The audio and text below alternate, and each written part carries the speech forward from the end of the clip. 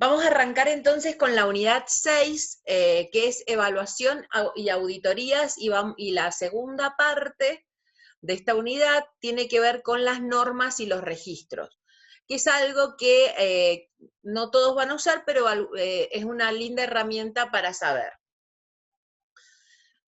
Bien, esta frase es muy importante, obviamente que no tiene ninguna connotación religiosa, ustedes le van a dar la connotación que quiera, pero básicamente es, en Dios creemos, todo lo demás lo auditamos.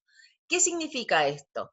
Que no es una cuestión de creencia que nuestros compañeros trabajan bien, mal, regular o lo que sea. No se cree ni se deja de creer, no es personal, no es en contra de nadie. Lo vamos a ir viendo en el transcurso de la unidad, cómo la vamos a desarrollar, que van a ver que esto no es que suceda en contra de nadie, sino que simplemente es que tenemos que revisar los procesos, ¿sí? Por eso esto, que en Dios creemos, todo lo demás lo auditamos, es como va a ser nuestra frase de cabecera en esta unidad. Bien, ¿qué es entonces una auditoría? Es el medio para determinar la eficacia del sistema de gestión. Es cómo voy a saber yo, recuerden, cuando algo era eficaz, cuando algo era preciso, cuando algo era eficiente, cómo yo voy a saber que el laboratorio está trabajando bien y de manera eficaz y precisa realizando auditorías. No hay ninguna otra manera, porque recuerden que los resultados que nosotros tenemos son determinantes para el diagnóstico de una patología. Y de alguna manera no hay cómo corroborarlo si no es mediante controles de calidad, auditorías, etc. Nosotros vamos a ver tres tipos de auditorías: auditoría interna, auditoría externa y el programa de evaluación externo de calidad, que son, que los vamos también a desarrollar hoy. ¿Qué es entonces? ¿Qué vamos a ir desglosando términos? ¿Qué es una evaluación? Es un análisis sistemático. ¿Qué significa sistemático? Que es en etapas, ordenado y metódico, que se va a repetir en el tiempo, es decir, se va a sistematizar, que puede ser ya sea de un proceso o de todo el sistema que nosotros tengamos de gestión de calidad. Por lo tanto, ¿para qué yo voy a utilizar esta evaluación? Es para saber que el laboratorio cumple con las reglas, con las regulaciones y acreditaciones que necesito darle a mi cliente. Entonces, ¿qué nos vamos a preguntar? ¿Qué procedimientos se están siguiendo en el laboratorio? ¿Mis procedimientos cumplen con las políticas escritas? Recuerden que las políticas escritas son las normativas provinciales, nacionales e internacionales. ¿Hay políticas escritas en el laboratorio? ¿Estas políticas escritas siguen las reglamentaciones vigentes? Repito, provinciales, nacionales e internacionales. Entonces aparece un organismo, que son el Organismo Internacional de Normalización. ¿Y qué nos va a decir? Nos va a definir, vamos a sacar esto de acá, que me molesta, ¿qué es una auditoría? Y nos va a enseñar cómo hacer una auditoría.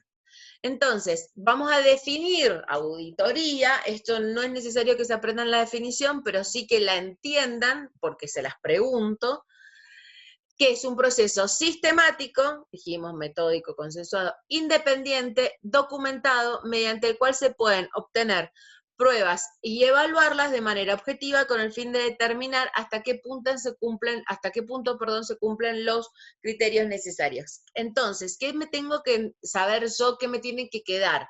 Que es un proceso que se da de manera sistemática, queda en el tiempo, independiente, no está relacionado con el proceso. O sea, nosotros tenemos una manera de trabajar, la auditoría va aparte, no va trabajando con nosotros, y documentado. Esas tres frases son las que ustedes tienen que tener en claro qué es una auditoría. Y bueno, obviamente, ¿para qué sirve?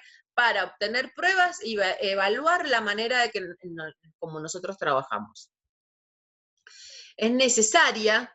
Pregunta, examen. ¿Para qué? Para planificar e implementar el sistema de calidad, para supervisar la eficacia de este sistema, para corregir las deficiencias, para trabajar hacia la mejora continua. Recordemos el ciclo de Deming, que era la ruedita, que íbamos a los procesos de calidad para seguir en la mejora continua. Entonces, y va a poner obviamente, para conseguir esto, pone de manifiesto los puntos débiles que nosotros tenemos, ya sea en la fase analítica, preanalítica, analítica o postanalítica. Voy a sacar la...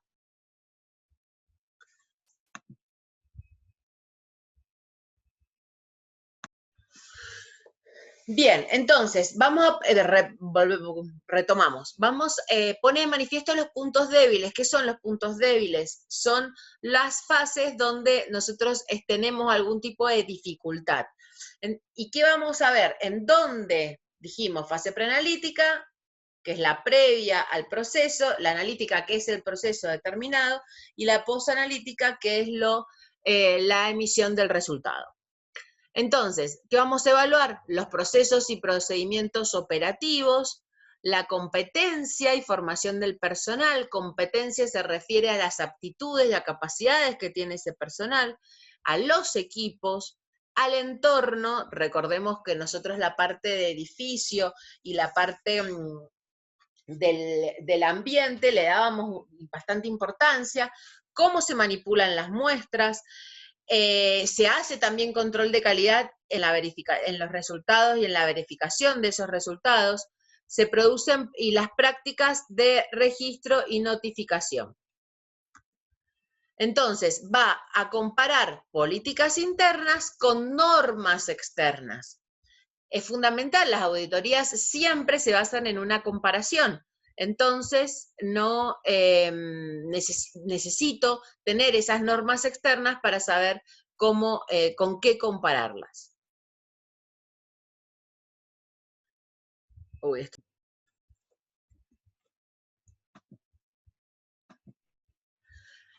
Nosotros hablamos que teníamos auditorías externas, auditorías internas y programas externos de auditorías de calidad. Vamos a empezar entonces con la auditoría externa, en nuestro primer caso. Obviamente, como su nombre lo dice, son auditores externos al laboratorio, es decir, no lo hace el personal que trabaja en el laboratorio. Estas auditorías son muy importantes en los grandes laboratorios donde hay donde se procesan un gran número de muestras y donde trabaja mucha gente. Entonces, generalmente se hacen este tipo de auditorías. ¿Quiénes hacen estas auditorías? Las autoridades sanitarias que van a evaluar la calidad para instalar un programa de salud pública. Por ejemplo, se quiere instalar una determinada, no sé, a ver, COVID, ahora pongamos un ejemplo, va a decir la provincia, va a decir, bueno, vamos a destinar el laboratorio del Hospital Lago Mayor para hacer COVID. Entonces, previo a instalar el protocolo COVID en ese laboratorio, hay que hacer una auditoría externa a ver cómo funciona. Los organismos de acreditación que obviamente por la misma causa hacen una auditoría inicial para evaluar el cumplimiento, que si se están cumpliendo las normas o no, y obviamente que si quieren mantener, por ejemplo, las normas ISO se acreditan, entonces si yo las quiero mantener, tengo que seguir teniendo esas auditorías. Y los programas de salud pública, que es más o menos el punto 1, que evalúa según sus propias normas, de las normas que ellos contienen. Entonces el laboratorio se tiene que adaptar a esas normas y ellos van a tener sus propias listas de comprobación que enseguida vamos a ver de qué se trata. Por ejemplo, un caso muy puntual, la Organización Mundial de la Salud hizo cuando se empezaron a trabajar sobre la erradicación de poliomielitis, empezaron a trabajar en acreditar a todos los laboratorios que iban a participar de este proyecto. Otro, por ejemplo, fue la norma cuando se empezó a acreditar para dosar sarampión. ¿Cómo preparamos una auditoría externa? Primero yo tengo que tener en todos mis procesos, recordemos que tenemos que tener en claro el objetivo. ¿Cuál va a ser el objetivo? Facilitar la experiencia para los auditores que son externos. Recuerden que esto es gente que llega, no nos conoce, no sabe nuestro nombre, no saben qué función cumple cada uno en el laboratorio. Es todo extraño, ¿sí? No conocen nada, no saben el rol, nada, ni a qué se dedica el laboratorio, nada. Entonces, nosotros, repito, la auditoría tiene que ser algo que nos sirva. Para que nos sirva tenemos que tratar de que a los auditores tengan todo lo más rápido y lo más completo posible. Entonces, Fundamental facilitarle a los auditores toda la información que ellos requieran, no sentirnos, es una situación medio invasiva que vengan y te controlen, pero hay que cambiar la cabeza y decir, no, bueno, esto no es para que me controlen, no es en contra mía, sino que es a favor de mejorar mi proceso. Las auditorías externas, si no queremos que nos entorpezcan nuestro funcionar laboral, es fundamental planificarlas con mucho detalle y de manera minuciosa. Tengo que anticipar todos los documentos que me van a pedir, los registros, por ejemplo, registros de fallas de aparatos, registros de arreglos, registros de compra, registros de reactivos. Todo eso es muy importante tenerlo a mano porque son documentación que nos van a pedir y que nos van a acelerar este proceso de auditoría, lo van a hacer más rápido. Planificar el calendario, obviamente, por lo mismo que les digo, para que no afecte la cotidianeidad de nuestro laboratorio y notificar al personal que va a estar afectado, porque yo no puedo llegar al laboratorio y decir, uy, salvo que sean auditorías que son sorpresa, que generalmente no pasa, diga, uy, hoy tenemos auditoría, entonces todo lo que yo tenía planificado hacer ya no se puede hacer. Y si sucede sin notificación previa, obviamente que son auditorías que son ya cuando hay algún tipo de denuncia o alguna cuestión así. Bueno, evidentemente acá no se puede preparar nada y hay que tratar de que las cosas transiten lo más rápido posible. Insisto, lo mejor es colaborar con el auditor para que se cumplan todos los procesos. Toda auditoría tiene un informe. Generalmente este informe se hace de manera verbal al director técnico del laboratorio y por ende al personal. Obviamente que si es una auditoría que más profunda o que lleve implícita una evaluación del laboratorio, este informe tiene que ser dado por escrito. ¿Y cuándo voy a cerrar yo mi auditoría? Obviamente, ¿cómo hago yo el cierre? Es decir, bueno, terminamos. Primero se lee el informe de los evaluadores, se debate en el equipo, es decir, se van los evaluadores externos, ya se fueron, nos juntamos todos, nos compramos unas empanaditas, nos traemos una coca, un vinito, lo que sea, nos sentamos y decimos, bueno, a ver, ¿qué nos dicen? ¿Qué podemos mejorar? ¿Qué estamos haciendo mal? Yo en el transcurso de esta unidad, y yo creo que en el año se los he dicho muchas veces, el error es una oportunidad de mejora. El error es una oportunidad de mejora. Entonces, nunca hay que visualizar el error como algo personal.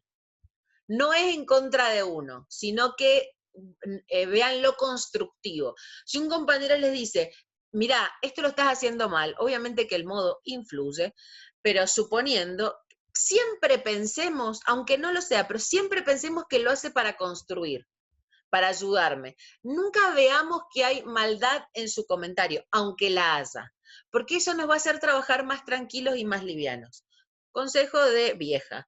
Pero en lo posible, cuando alguien les diga algo, ustedes mentalmente piensen que se los dice para ayudar, no para criticar ni para marcar el error. Eso les va a simplificar la vida. No digo que vaya a haber mucha gente que marca el error y le echa la culpa a todo el mundo, pero no importa, ustedes eso desestímenlo.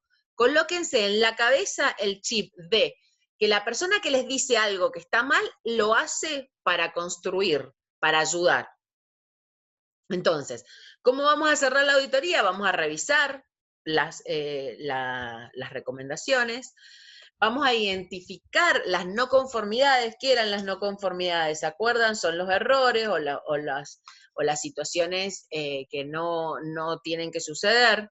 Y obviamente, círculo de Deming, vamos a planificar la corrección, para lo cual hacemos que un plan para corregirlas y que no se repitan.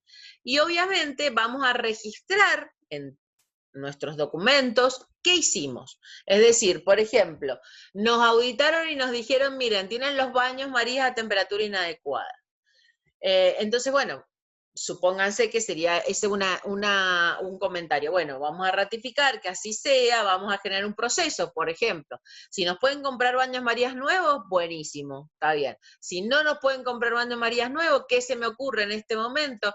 Decir, bueno, a ver, Pepito, vos todas las mañanas vas a revisar la temperatura del baño. Juanita, a vos te toca a las 10 o a las 12. Y María, a vos te va a tocar a las 4 de la tarde. Entonces, podemos asignar tareas de controles de las cuestiones que vamos a mejorar y las vamos a documentar. Entonces, después, cuando termine, pase un mes, por ejemplo, aunque no tengamos una auditoría, nosotros podemos decir, bueno, miren, implementamos este proceso.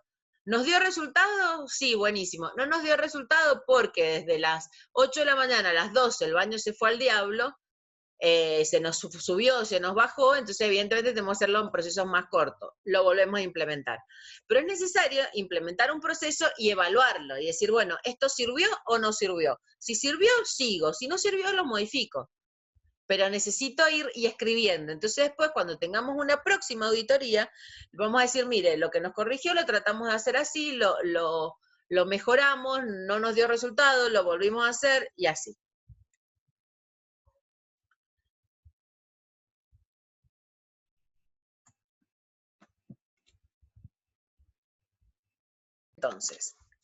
Entonces, vimos auditoría externa y ahora vamos a ver auditoría interna.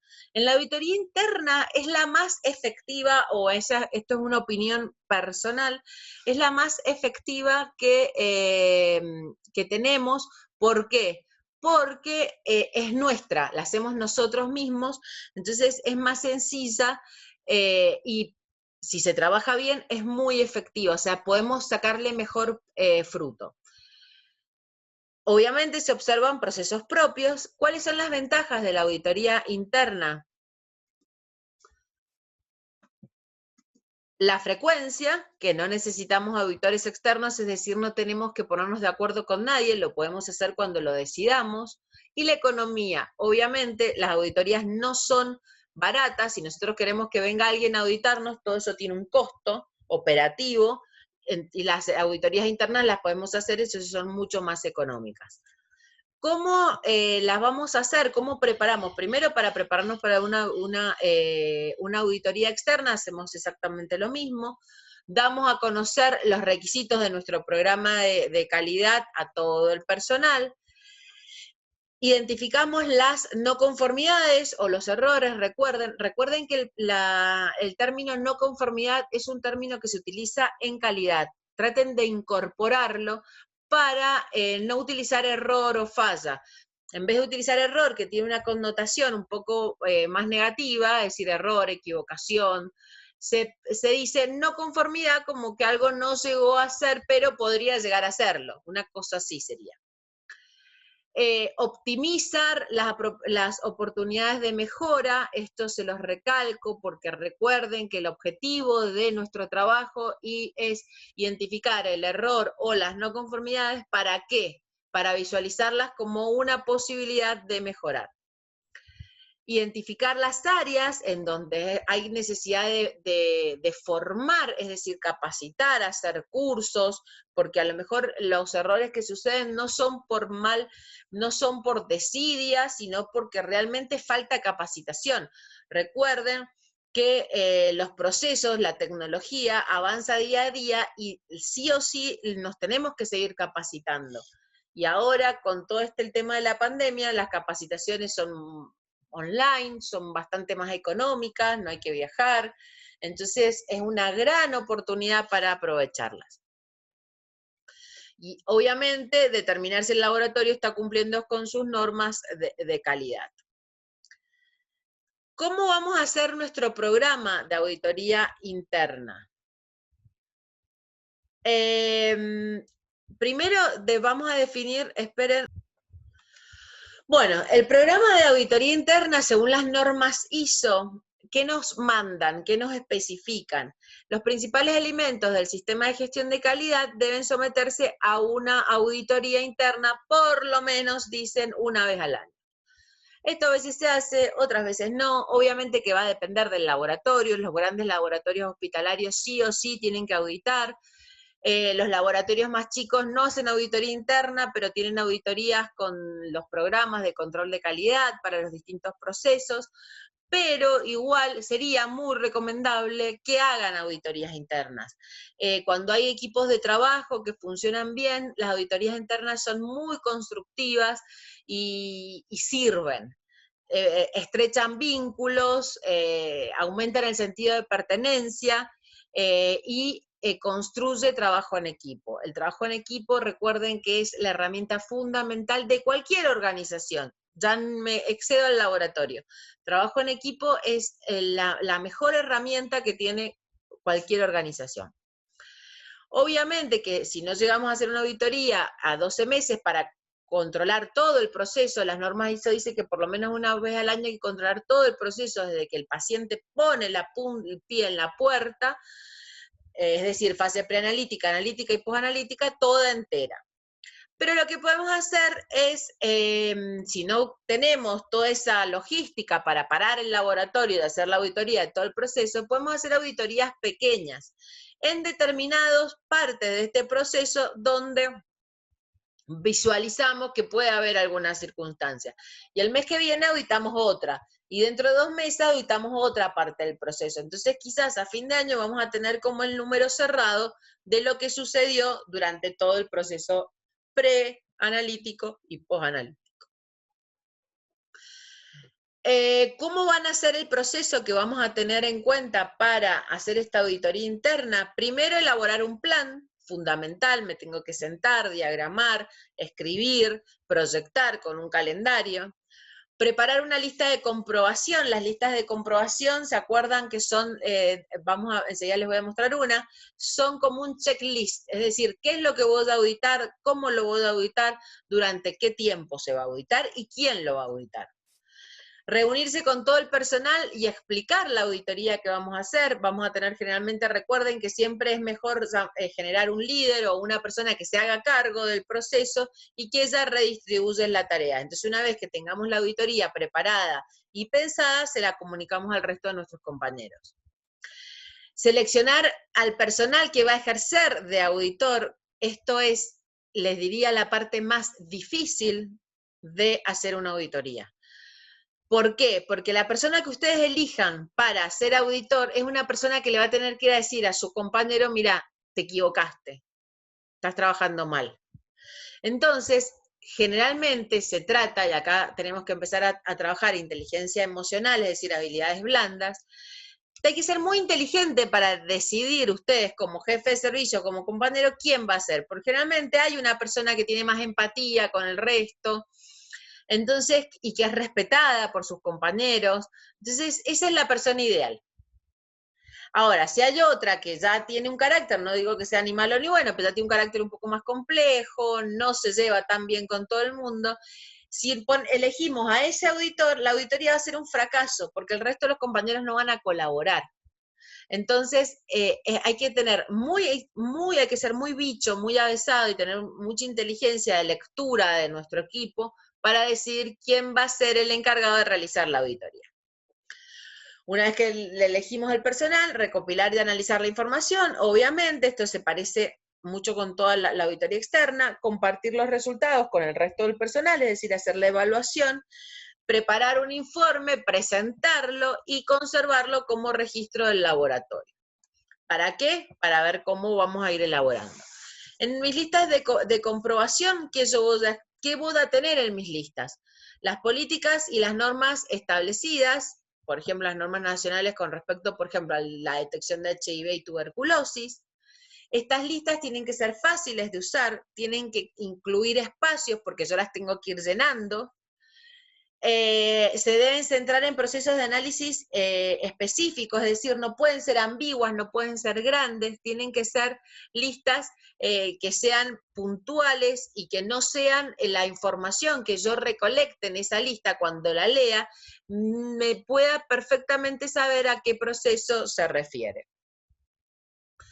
y obviamente abarcar todas las áreas del sistema de calidad, o sea, es decir, proceso entero desde, insisto, de fase preanalítica, analítica y postanalítica.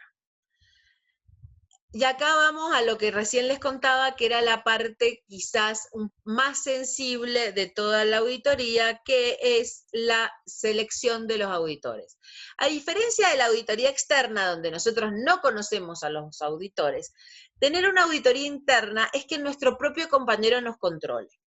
Entonces, eso, si no se realiza con inteligencia, puede llegar a generarse una catástrofe, que todos terminen peleados, que la auditoría no sirva, que sea un echar culpas de unos a otros. Bueno, yo me equivoco porque vos lo hiciste mal previo y a mí tomaste mal la muestra, entonces si yo tengo una mala muestra, mi proceso está mal, o no le diste los datos a la paciente, entonces la paciente trajo una muestra que no estaba indicada. O sea, para echar culpas podemos echarnos culpas todos. Eso es, no terminamos más. O sea, todos van a tener culpas, desde el que limpia la vereda hasta el bioquímico. Pero eso no sirve, no construye, no sirve para nada. ¿Por qué? Porque no nos permite detectar dónde está el error, que es lo que nosotros tenemos que hacer, para cuál es el fin, y esto es pregunta de examen, ¿cuál es el fin de una auditoría? Saber dónde hay una falla. ¿Para qué? Para resolverla. Eso es lo que yo no me tengo que olvidar nunca. ¿Por qué voy a hacer una auditoría? ¿Para saber quién se equivoca? No, no me interesa quién se equivoca. ¿Qué es lo que a mí me tiene que interesar? ¿Dónde, cuándo se equivoca? ¿Por qué se equivoca? ¿Y para qué? Para solucionarlo. ¿Sí? Entonces, obviamente es la parte más importante. ¿Qué dicen las normas ISO? Que el auditor no puede pertenecer a la zona auditada. Y acá vamos de nuevo a la realidad de los laboratorios. Hay laboratorios que tenemos 3 técnicos, entonces es muy difícil que no pertenezca a la zona auditada. No es lo mismo que dan 30. Pero bueno, lo ideal es, supónganse que la gente que está en recolección de muestras o en extracción de sangre audite a la gente que está en micro, o la gente que está en proceso, en la parte de los procesos, audite a la parte de la extracción. Es decir, que sean como de departamentos, si se puede decir, entre comillas, y si existieran departamentos distintos. ¿Qué pasa? Cualquier persona del laboratorio, es decir, cualquier técnico de laboratorio tiene los conocimientos para hacer una auditoría. Es decir, obviamente que hay que bajar las normativas, consensuarlas con el director del laboratorio, pero cualquiera de ustedes puede realizar una auditoría porque se conocen los procesos que están auditando. Básicamente, la condición para un auditor es que conozca lo que va a auditar. Yo no puedo ir a auditar, por ejemplo, una bodega, porque no tengo la menor idea ni siquiera cómo se entra. Entonces, yo necesito conocer el proceso, obviamente, que voy a auditar. ¿Cuáles son las características de un buen auditor? Primero, es muy importante que sea puntual, es decir, que sea detallista. Tiene que puntualizar los detalles, como por ejemplo, fechas de caducidad, inspeccionar las heladeras, las zonas de almacenamiento, esto ya lo hemos hablado, pero es importante, es decir, abrir heladera, abrir estanterías, están limpias, están las cuestiones caídas, cómo se acomodan los reactivos, recordemos que las botellas y las cuestiones pesadas van en las alacenas de abajo, yo no puedo poner botellas con ácido en una alacena de arriba, todo eso está bueno que alguien lo observe.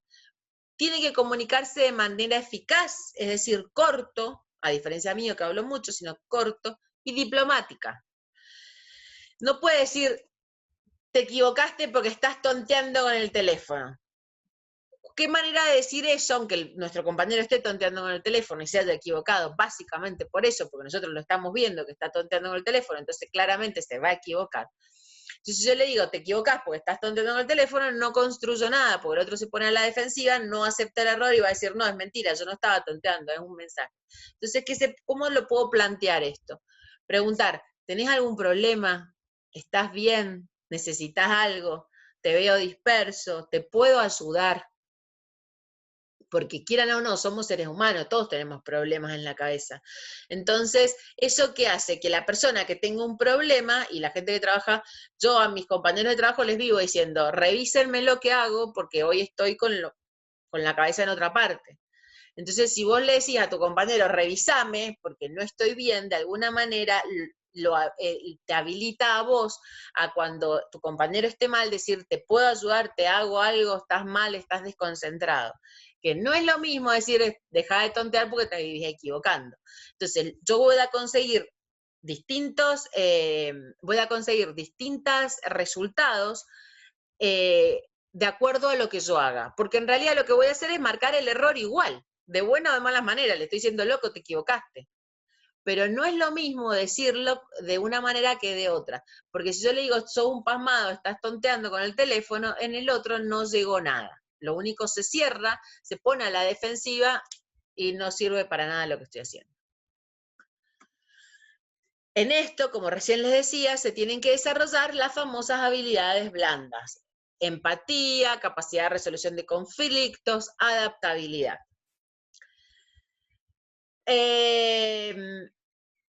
Obviamente, para auditar, tiene que comprender todo el sistema de gestión de calidad del laboratorio, de cualquier área, y lo que sí se puede hacer es formarlo para una auditoría, es decir, decirle, bueno, yo nunca audité, los pasos para auditar son los siguientes: hacer una lista de comprobación, ir de manera metódica, ordenada, sistemática.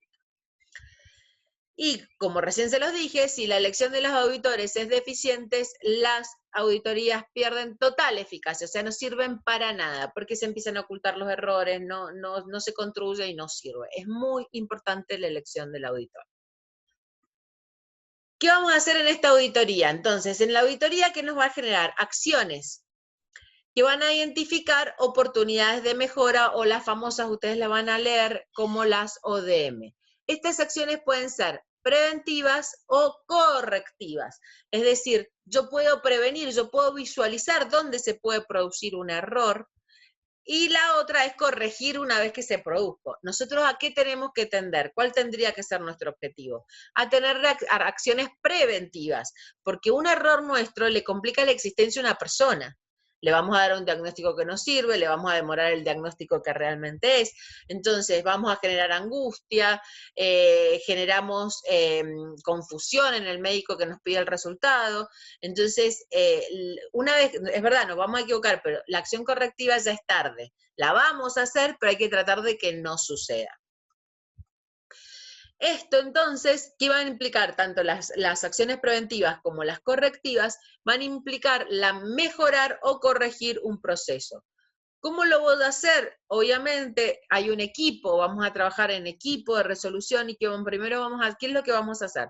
Buscar las causas fundamentales, recomendar la acción correctiva que debería existir para que ese proceso se realice de manera correcta. Implementar las acciones, o sea, nosotros vamos a buscar el error, lo detectamos y decimos, bueno, vamos a trabajar en este error, y obviamente lo tenemos que reflexionar, decidir, y luego ¿qué vamos a hacer? Implementar.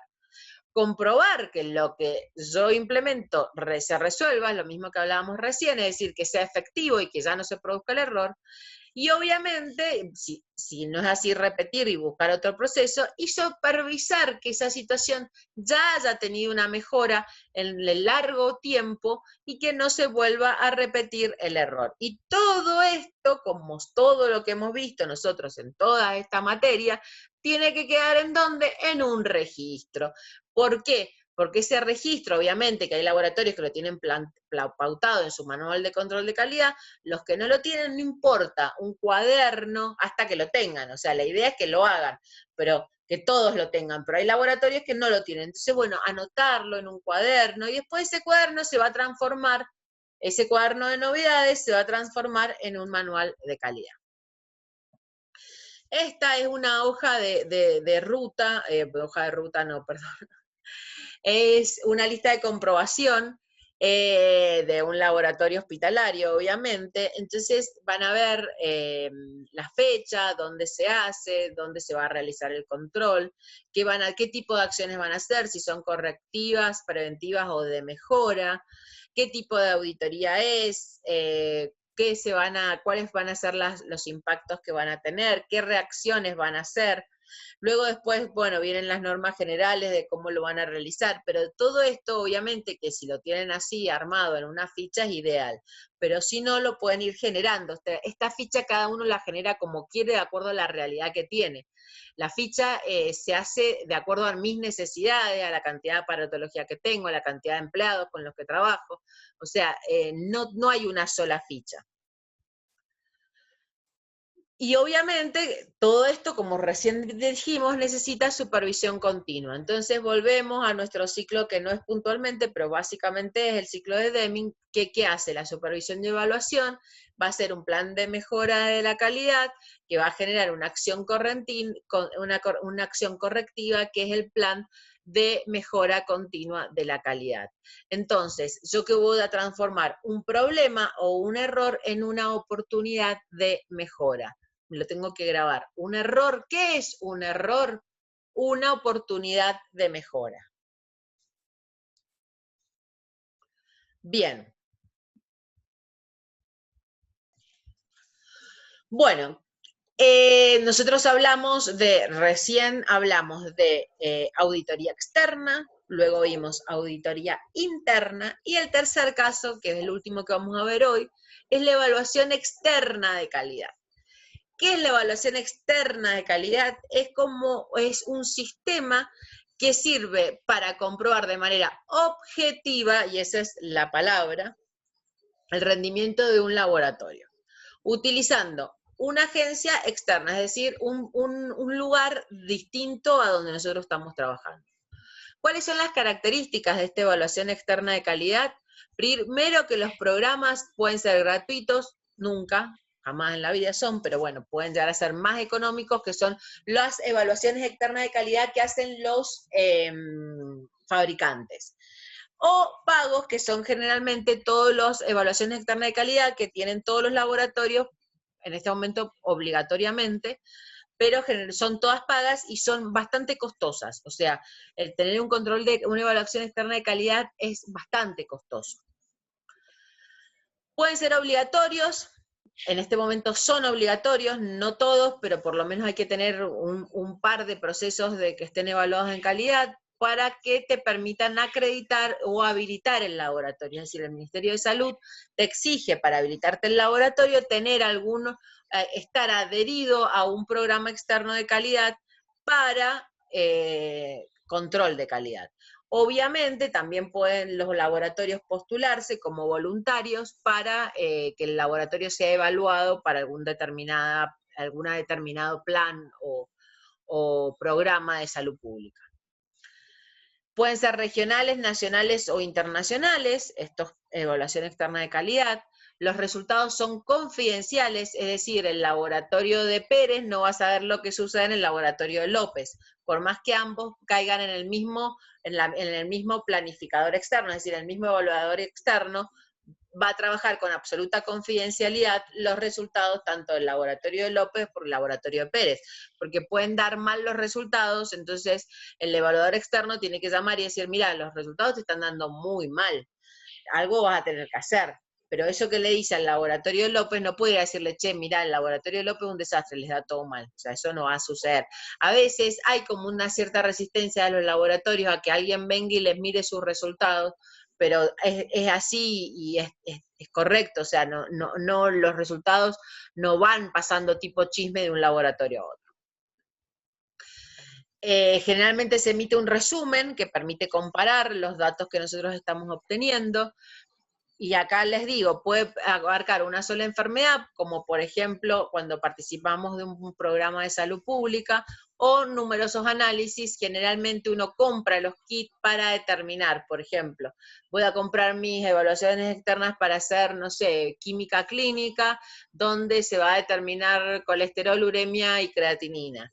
O puedo comprar para hacer por quimioluminiscencia, subunidad beta o TSH, pero ¿qué pasa? Cada kit tiene un costo. Lo ideal es que tengamos control de calidad para todas las determinaciones que hacemos, pero bueno, lamentablemente no tenemos esa disponibilidad económica para poder tener control de calidad de todos los procesos que se realizan en el laboratorio. ¿Cuáles son los beneficios de tener esta evaluación externa? Primero, obviamente, proporciona datos. Permite la comparación del rendimiento y de los resultados de los diferentes centros de análisis. Recuerden que esto vamos a analizar datos de los distintos lugares. Emiten advertencias tempranas, porque acá recuerden que nosotros tenemos que procesar los datos que vienen del evaluador, son como controles de calidad que suelen venir liofilizados, junto con las muestras. Entonces yo voy a, de alguna manera, saber de manera temprana, yo puedo ir sabiendo, porque yo tengo que ir mandando los datos, qué es lo que me está fallando. Proporcionan pruebas objetivas, porque ahí no hay nada que yo voy a mandar. A mí me van a mandar un tubo o un frasco con un liofilizado, y a mí me van a decir, bueno, acá tenés que usar colesterol, uricemia y creatinina. Y yo voy a cargar en un sistema el colesterol medio 2 gramos, la uricemia medio 36, la creatinina medio 6. Inmediatamente. Yo no sé qué valor tiene eso porque no es conocido. El que lo sabe, ¿quién va a ser? El evaluador externo. En donde yo le voy a cargar que ese frasquito me dio 2 de colesterol y él a lo mejor le tenía que dar unos 50 o unos 80. Entonces, ¿quién va a saber que que lo que me está dando a mí? Solamente el evaluador. Por eso es una prueba objetiva. No hay nada, es objetivo, se haga o no se da. Y indican las zonas que necesitamos mejorar, porque a lo mejor puede haber que en la química me va muy bien, pero a lo mejor en la microbiología no tanto, entonces me puede dar una idea de cómo mejorar. Y obviamente, como recién vimos en las auditorías anteriores, me van a marcar básicamente cuáles son las áreas donde yo necesito formar al personal, capacitarlo, darle más herramientas para poder trabajar. ¿Cómo vamos a clasificar estos evaluadores externos? Tenemos 3 tipos. Los ensayos de aptitud analítica, que se llaman también EPT, la segunda comprobación y la evaluación en el centro o evaluación en el propio laboratorio. Es decir, que los evaluadores externos vienen al propio laboratorio. Empezamos con los ensayos de aptitud analítica, PT, que es el más frecuente y es el que en todos los laboratorios hay, que es la muestra que llega. Entonces, ¿quién nos va a llegar? El proveedor manda las muestras desconocidas a todos los laboratorios que tenga, supónganse, acá hay el PEC, que la mayor parte trabaja ahí, entonces va a diseminar muestras por todos los laboratorios de la provincia, o gran parte, y luego les van a decir, bueno, analiza, dosá tal cosa, y ellos después van a comparar los resultados, y obviamente tienen que notificar las respuestas. Entonces, ¿cuál va a ser el proceso de esto? El laboratorio recibe las muestras del proveedor, ¿sí? Del ensayo. PT, acuérdense que es el ensayo, es el frasquito. Generalmente se reciben de 3 o 4 veces al año, depende del laboratorio, va a ver si lo recibe con más asiduidad o no. Los laboratorios procesan las muestras, obviamente, como recién les contaba, y devuelven los resultados al organismo central. Los resultados se evalúan, se analizan, el laboratorio recibe la información de su evaluación del organismo central, que a su vez compara con otros laboratorios, y entonces esa información que a mí me está devolviendo este evaluador externo, ¿qué me va a dar? Me va a dar información sobre el rendimiento que yo tengo y qué cambios y mejoras tengo que hacer. ¿Cuál va a ser el papel del laboratorio en este caso? Obviamente que yo tengo que seguir las instrucciones del evaluador externo, porque él es el que me va a indicar cómo tengo que procesar y qué es lo que tengo que hacer con cada muestra. ¿Qué más tengo que hacer? Cumplir con toda la documentación. Recuerden que todos los procesos que yo hago de control de calidad tienen que estar registrados y documentados. Cumplir con los plazos de entrega. Si yo tengo que entregar el 10 de cada mes, no puedo entregar a los 5 meses porque evidentemente la programación varía. Registrar los resultados que yo voy a entregar y si hubiera que corregir, obviamente las acciones correctivas. Recordemos que nosotros procesamos las muestras y las muestras que me mandan los evaluadores externos juntas, yo las tengo que procesar igual. Si largo el tubo de suero, voy a alargar el PT como si fuera una muestra más de un paciente 1000. Entonces voy a tener los mismos procesos como si fuera un paciente. Y obviamente que los resultados no pueden comentarse con otros laboratorios. ¿Cuáles son las limitaciones de este proceso? Primero, no sirve como único elemento evaluador. ¿Por qué?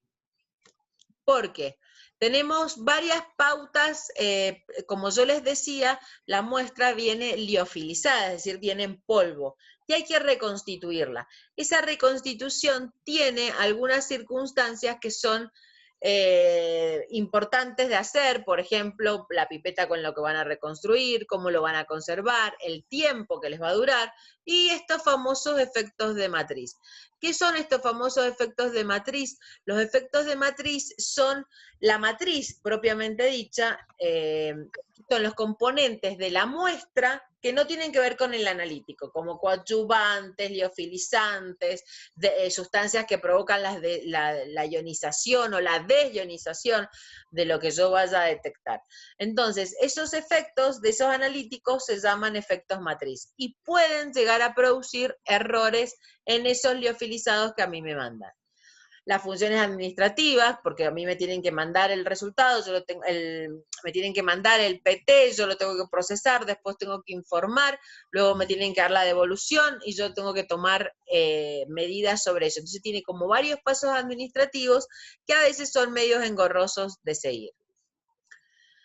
La selección de los métodos estadísticos, obviamente, tengo que, ¿a qué se refiere esto? ¿A qué metodología voy a utilizar o qué métodos yo quiero auditar? Entonces, definir a qué grupo voy a trabajar, o sea, cuál va a ser mi grupo de referencia. Y el PT no detecta los problemas en las etapas preanalíticas y postanalíticas. Entonces, ¿por qué? Porque yo no sé qué pasó. El PT, ¿qué me hace? Solamente detecta los problemas de calidad durante la fase que yo proceso, durante mi proceso de análisis. Ahora, si saqué mal la muestra, si le cambié el nombre al paciente o si después le informo mal el resultado, no lo abarca, solamente abarca la etapa donde se refiere al proceso en cuestión. Por ejemplo, dosaje de colesterol. Me va a decir, ¿este de colesterol está bien dosado o mal dosado?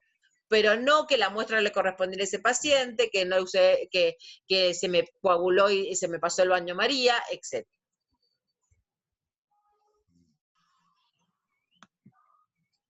Bien. El segundo tipo de evaluación externa es la segunda comprobación. Los nombres recuerden que son traducciones, entonces no tienen mucho que ver con la terminología, pero bueno, quedaron así. Es la segunda comprobación, que significa segundo proceso. Por ejemplo, ¿dónde se hace generalmente esto? En los frotis, por ejemplo, de los bacilos ácidos resistentes, que dan que, recordemos, ¿cuáles son? ¿Qué enfermedad me da bacilos ácidos resistentes? ¿Se acuerdan? Tuberculosis. Bien, recuerden. Entonces, yo, por ejemplo, ¿qué voy a hacer? Voy a preparar un frotis, lo voy a colorear, y si cuando a mí me da, por ejemplo, yo voy a decir, che, yo tengo una tuberculosis. En mi laboratorio no tenemos muchas tuberculosis. Entonces, yo para informarle a una persona que tiene un bacilo ácido alcohol resistente y lo tengo que ratificar. Entonces, voy a mandar mi frotis a un laboratorio especializado. Eso se llama segunda comprobación, que me permite ver la exactitud del original. Ahora, ojo, porque acá empiezan los problemas. ¿Cuáles van a ser las pautas? El portaobjeto para mandar, que yo voy a mandar para que me lo revise otro laboratorio, tengo que recopilarlo de manera aleatoria. Yo generalmente cuando hago un frotis de un bacilo alcohol resistente hacemos varias coloraciones, no hacemos una. Entonces yo de todas las que hice voy a tomar una de manera aleatoria y la voy a mandar para que lo vean. Entonces esto se llama muestra enmascarada. Yo no voy a decirle a la persona, mi evaluador o a la persona que necesito que me haga la segunda comprobación, qué es lo que voy a encontrar. Es importantísimo en este método tratar de evitar los sesgos sistemáticos. Recuerden que los sesgos sistemáticos son los errores que se producen con repitencia. ¿Cuál es el error sistemático en esto? La toma de la muestra. Si yo no tomo bien muestra, no sirve nada de lo que haga. Entonces, es fundamental que tenga las precauciones, que haga la toma de muestra con todos los parámetros que se van a hacer. Por ejemplo, protocolo COVID tiene una toma de muestra que tiene un protocolo específico pautado que va punto por punto. Bueno, si yo no tomo bien la muestra, el hisopado no sirve porque estoy tomando en cualquier lugar menos en donde tendría que tomar. Generalmente, este laboratorio central, yo voy a mandar mis frotis, y ¿qué va a hacer? Va a comprobar de los que yo les doy negativos, saca 10, o sea, del 10%, supongo que mando 10 o 5, qué sé yo, saca un porcentaje de los que a mí me dieron negativos, y obviamente que todos los que yo le digo que son positivos, los va a recomprobar. Y el problema que suele ver acá, que generalmente cuando son parte de microbiología es ojo, o sea, es sujeto. El tema es cuando yo digo que un froti es positivo y en el laboratorio me dicen que es negativo, o al revés. Entonces, ¿yo qué tengo que tener? Un planteo, un programa para decidir qué voy a hacer. Generalmente, para que todo este proceso sea eficaz, que voy a tener que volver a hacer una segunda comprobación, es decir, tomar otra muestra para ver cuál es la que sigue. ¿Qué voy a hacer? Acá me quedo desordenado. Por último, la tercera manera, dijimos, va a ser la evaluación en el laboratorio. Por ejemplo, de nuevo, los frotis bacilos de ácido alcohol resistentes, o las pruebas de HIV, generalmente se suelen hacer acá. ¿Qué pasa? Se utilizan cuando no son posibles los otros dos métodos, ¿sí? El del PT o la segunda comprobación.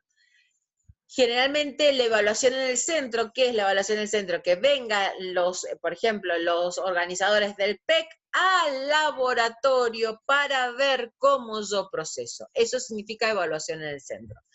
Entonces, el que le mando el resultado no va a ser el resultado del frasquito, sino que él va a venir a ver cómo proceso. Entonces va a tener una imagen realista de la práctica del laboratorio, va a observar las rutinas, entonces va a ser como una auditoría externa, ¿sí? Va a resultar mucho más fácil de observar en dónde puede estar el error. Puede conseguir información, y él puede proporcionar información para conseguir una mejora continua, puede medir las brechas o las deficiencias para averiguar puntualmente dónde estamos parados, planificar. Recuerden que esta gente se dedica a eso, entonces te puede decir, bueno, este laboratorio está fallando en esta parte, te planifico una capacitación para ese rubro. Generalmente las puede hacer un laboratorio central o un laboratorio subcontratista, o si no, repito, cuando se implementan los planes sanitarios, los programas sanitarios por alguna patología puntual, generalmente las hacen las oficinas, los ministerios. Y este cuadrito, presten la atención porque es muy útil y yo se los pregunto, ¿cuál es la diferencia entre el ensayo de aptitud analítica, que era el PT, el frasquito, la segunda comprobación o la evaluación en el centro? Con esto terminamos hoy. Primero, el ensayo de aptitud analítica, ¿cuál es? Tiene una medición buena, recordemos la muestra que nos mandan, es objetiva del rendimiento del laboratorio, porque nadie sabe lo que tiene, puede abarcar grandes pruebas analíticas, no son costosos y se pueden utilizar frecuentemente, o sea, no son tan costosos, pero sí son costosos. ¿Cuál era la falla de esta? ¿Cuál era la limitación? Que también se las pregunto. Solamente abarcan la fase analítica, me dejan la pre y la post fuera de la evaluación. La segunda comprobación es sumamente útil cuando no se pueden preparar muestras para analizar en un proceso de todo el análisis. ¿Cuál es la contra? Que es caro, ¿sí? Y exige mucho tiempo del personal, pues yo tengo que estar mandando muestras y mandando muestras y mandando muestras. Y por último, la evaluación del centro ofrece una imagen real, es decir, va a venir la persona que me está haciendo el control de calidad y me está evaluando, a ver todo el rendimiento del laboratorio. Esto sería como una especie de auditoría externa. Nos orienta realmente en dónde podemos hacer las mejoras, o sea, nos va a dar una evaluación puntual, casi simultánea. Y obviamente es el más caro de todos porque tenemos que trasladar a todo el evaluador externo al laboratorio donde nosotros estamos trabajando. ¿Cuáles son los problemas que vamos a tener en la implementación de estos evaluadores, de esta evaluación de calidad externa? Obviamente, cualquiera que pueda generarse en el itinerario del flujo de trabajo. En la fase preanalítica, irregularidad en la preparación, envío, recepción en el laboratorio, almacenamiento, manipulaciones inadecuadas, muestra procesada o etiquetada de manera incorrecta, pueden aparecer ahí también. En la fase analítica, ¿qué voy a tener? El efecto matriz. Recuerden que la matriz son las sustancias que están en los componentes, pero que no pertenecen al analito que yo quiero determinar. Reactivos, instrumentos, métodos de análisis de las calibraciones y los cálculos, de todo eso va a depender la fase analítica.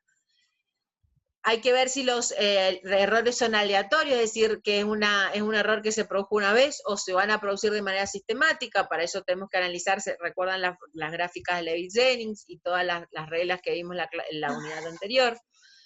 La competencia del personal, es decir, que esté capacitado para realizarla.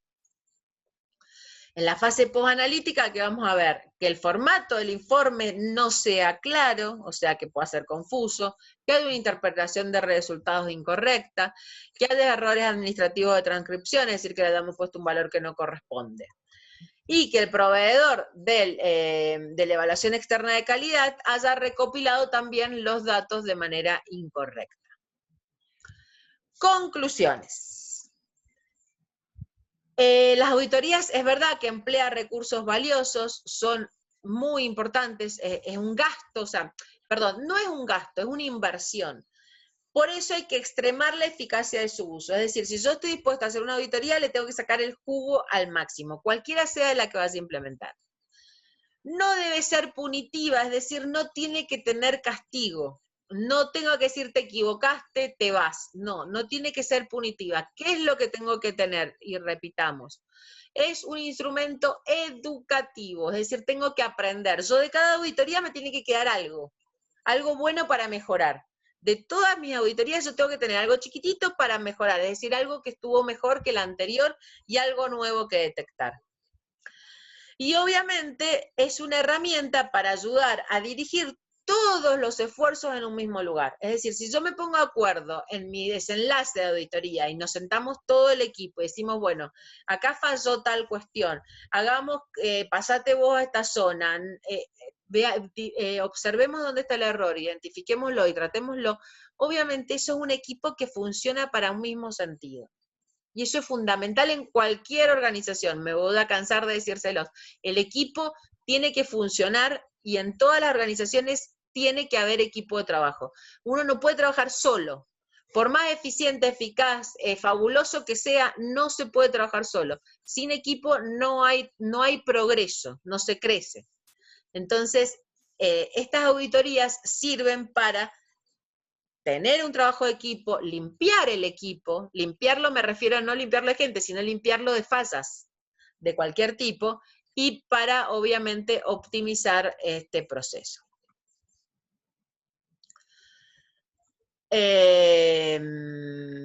Esto lo vamos a ver la clase que viene.